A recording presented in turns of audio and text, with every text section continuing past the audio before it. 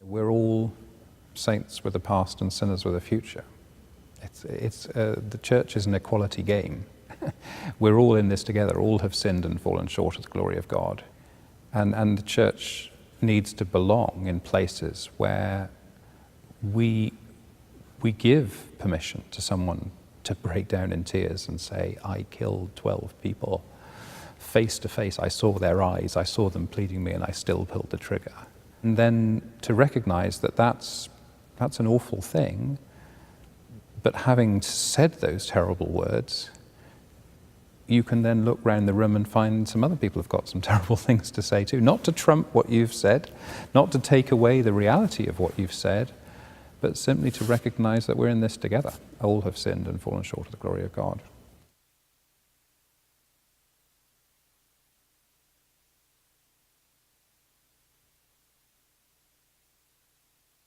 Healing is always both an individual and a communal thing. If you look at the people that Jesus heals, most obviously the man who comes in through the roof with the 4 friends in Mark chapter 2, the story ends with the man being restored to community. And that's a significant dimension of what healing is. And so in that sense, any repentance, any confession of sin is somehow always a shared confession, not just a lonely confession. And you go around the room and you think, well, this is getting increasingly difficult to separate. To isolate this ex-service person as being the heinous crime committer, and you're looking around the room and saying, well, I think we're in this together.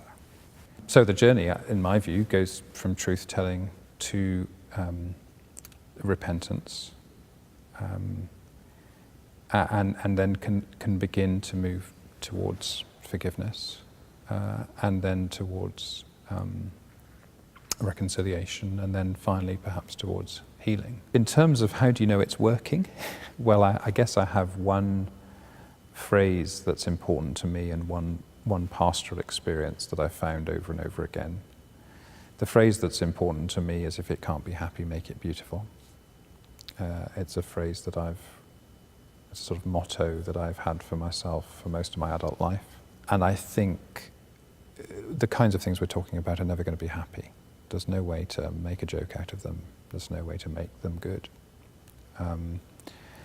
But there are ways in which to make them beautiful.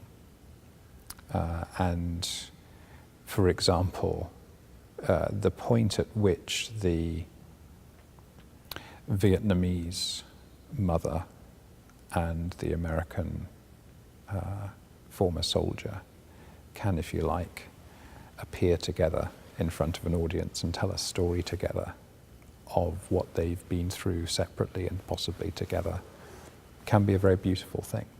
That's a kind of, it can't be happy, but it can still become beautiful when people can tell a story together. And related to that, I think the second thing that I've found pastorally over and over again is when somebody said to me, I'll never for a moment be able to say I'm glad that happened, but what I will say is that such and such, whatever they're involved with now, could never have happened unless that terrible thing had happened. And those are stories of forgiveness. I mean, those are stories of healing. That's the gospel. That's church. That's redemption.